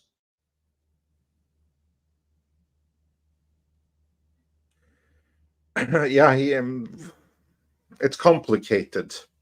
And if they want to get rid of him, they can at the price. But we just have to wait and see exactly what they're going to do. See, yeah, that's what we keep hearing is for him to get bought out, it would be like it costs them more than what Star Trek's worth at this point. And that's where I guess that was why I was hearing they were looking at just selling Star Trek as a whole, because Kurtzman would go with it or whatever, or would buy out his side of the contract. Oh, joy. You know what? The man is not going to suffer in the way that we want him to suffer. Oh, no. No matter what happens. Well, as I keep telling people that he is not the person that we think he is, and to them, right? To them, he's slumming it when he does this Star Trek stuff. Because he loves his Star Trek stuff based on his speeches and writings and interviews. Well, and I think part of that, Paul, is because he's seeing the walls close in on him now. After his muck up with Clarice and the Mummy, yeah, no doubt. I doubt his options are very wide now. Yeah, no, compared to when he first took Star Trek on, it literally was like him moonlighting at that point. Because he was doing the Hawaii 5-0 thing and all that kind of crap. So, yeah. But we have one more story, but I know you said you might have to check out here. Do you have time for one more, Paul? Oh, you have to run it? Okay, well, thank you for being here, Paul. We appreciate it. Nice. Always nice to be around. Indeed. Well, do you have any videos or anything coming up you want to plug as you go? Later on today, it depends on when I can get it out. I'll have my Acolyte, my Rex Reed scathing Acolyte review. It'll be very funny. What's slowing me down is I'm coming up with too many jokes along the way. No such thing. I got to cut them down. No such thing as too many. Get right to the end. You can never have too many jokes. Well, you take care of yourself and have a good day. See you, everyone, and have a nice rest of the week till Friday. Indeed, you too. Take care. Thanks for joining us. Everyone. All right, we got one more story to get into, but we got another super chat here from Jason Webster on the Ridley Scott business. Says Ridley Scott is in the phase of his career where he either wants to retcon franchises he is a part of or make inferior sequels. Honestly, Jason, as far as the Alien thing, yes, I feel like he feels like he needs to put his stamp on that for some reason. And he's said things now that have convinced me that he's jealous of Aliens. And that's why, he's playing this game now. But as far as the Gladiator thing, he could have made the Gladiator sequel years ago, and it's been something that's in the background for a while. This isn't even the first iteration. There was a version of it that was supposed to come out not too long after the first one that would have had Russell Crowe in it, but it was about him fighting in hell and shit or whatever it was in Hades. That sounded weird too.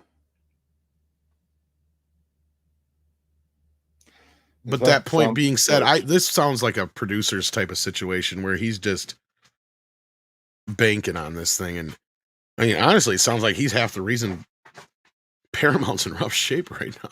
$300-some million on a movie, man. They should never have agreed to that. I mean, the first Gladiator was a massive hit more than 20 years ago.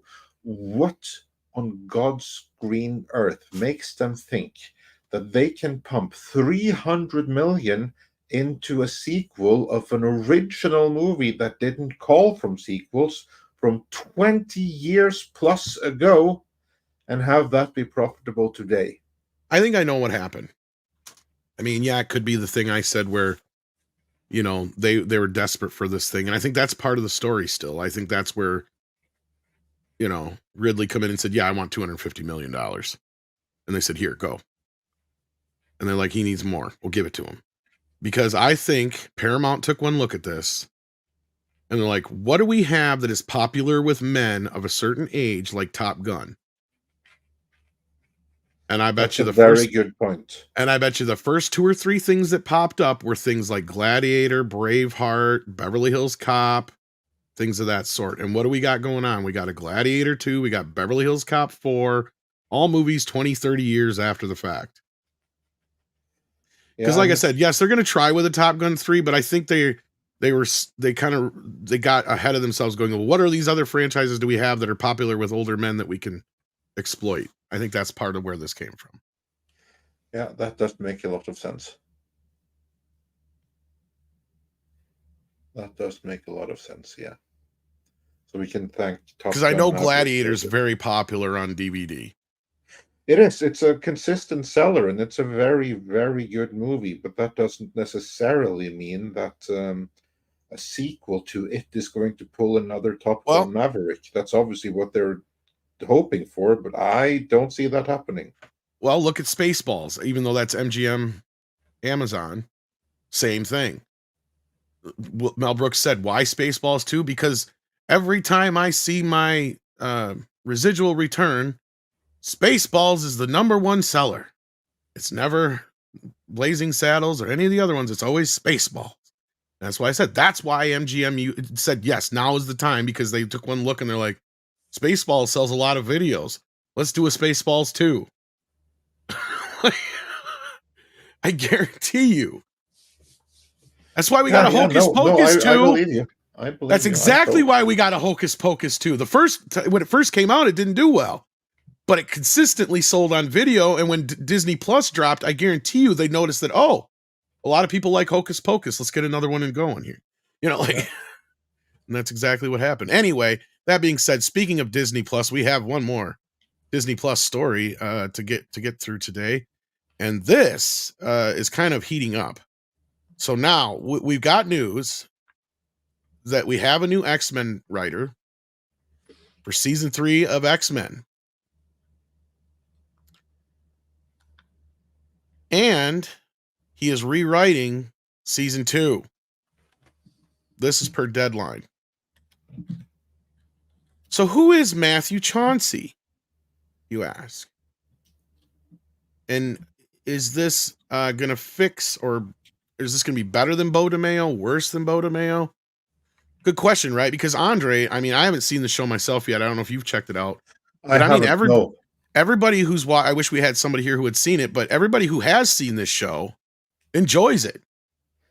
Surprisingly. Actually, that doesn't surprise me, because that tells me that the show is actually fairly decent. Because here's the thing to keep in mind. The establishment Hollywood are very, very fond of attacking YouTubers for just being haters and misogynists and bigots and yada, yada, yada. But here's the thing. If there is something that, even if, however much we may be poised to dislike it, if it is good, people from this sphere of the internet will be the very first to admit it and say, yeah, this is good. Even Yellow Flash, he had nothing good to say about X-Men 97 prior to it coming out, but then it did came out, and he changed his tune pretty quickly on that. And that's the same with everyone. Yeah. Everyone who was poised to dislike it based on some early speculation, and even Boy DeMaio himself coming out and basically admitting, yeah, they hired me because I'm a gay black guy and they wanted me to put my experience into this. Everyone were put off by those comments, but the end result didn't have any of that, and so they loved it. Well, let me put it to you this way. At some point, by pure statistics, we were bound to get somebody who was woke as fuck still make something good, just by pure chance. At some point, it was bound to happen. How were we supposed to know it was going to be X-Men? I think I was one of the few people who kind of speculated that this guy might know his shit, just going off of some of the things he was saying, and it was Feige and those guys that were pushing the gay black aspect, right? Yeah. And now it's looking more like that's the case. Because I'm going to tell you who this Matthew Chauncey is. Because there's no surprise that this motherfucker has a write-up in Out magazine. Because of course he would. Which only goes to confirm the speculation that Boy DeMaio was fired because he didn't make X-Men 97 gay enough. And so they needed to go and change season 2, which he had already written, to gay it up a little bit. And just for acknowledgement, or to know, so you know what he's worked on before, he's worked on shows like Dollhouse, Reaper, and Terra Nova. Who made Dollhouse? Or is that the other one I'm thinking of? Never mind. I think that's the other one I'm thinking of. But either way, that's what he's worked on before. Also, he worked on Agent Carter. Yeah, I think you were thinking of Russian Doll. I was thinking of Russian Dollhouse, but either way, yeah, it's an older show, the one with Eliza Dushku. But so yeah, this guy's definitely gay. Not that there's anything wrong with that. No, but it's just the in point. this context, that's probably why he was hired to gay it up Exactly. in a way that the previous showrunner didn't do. And they're asking for this in the chat. Gay, gay, gay, he's so fucking gay, gay, gay, gay. And that's okay. But will he be able to write? That's the question, especially rewriting Bo DeMeo, who the fans have said they enjoyed his writing this far. Yeah. So we all sit here months and months and months after the fact, still waiting for some bomb that didn't drop on Bo DeMeo. Indeed, and just to clarify that, because he was fired, and this is most unusual, because he should be protected by his identity. There were loads of speculation about his OnlyFans and stuff like that, which Disney apparently knew of in advance.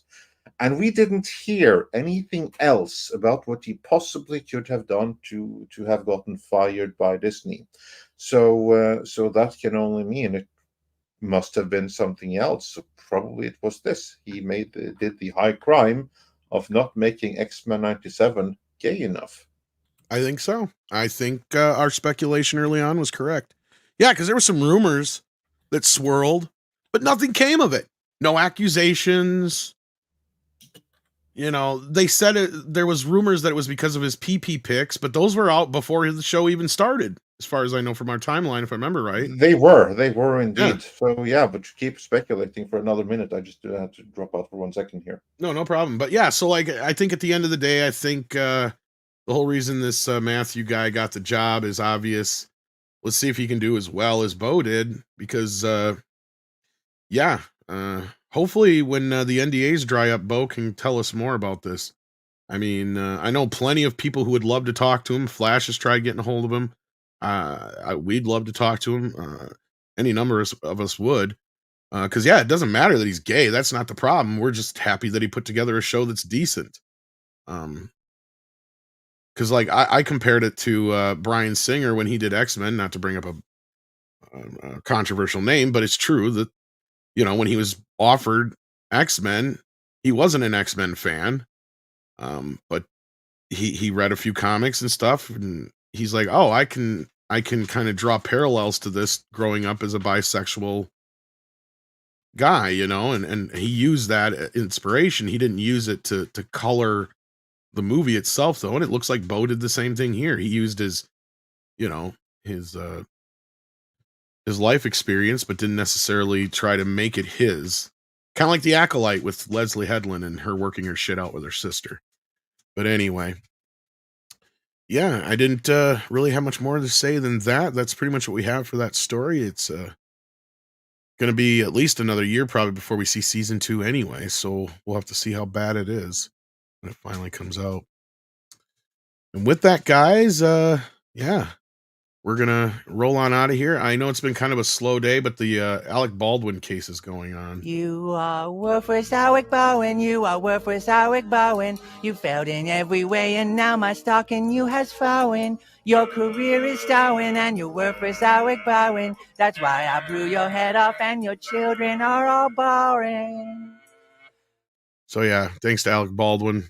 Everybody's off checking that out. So I'm sure you guys want to get over there and see what's going on with that. So far, there hasn't been too much that I can tell. Nothing big's come out in the papers yet. So just the same old shit that we already kind of knew. So with that, take care of yourselves and each other. And as Andre always says, it is time for koalas in the rain. Koalas in the rain, koalas in the rain, no fucks given.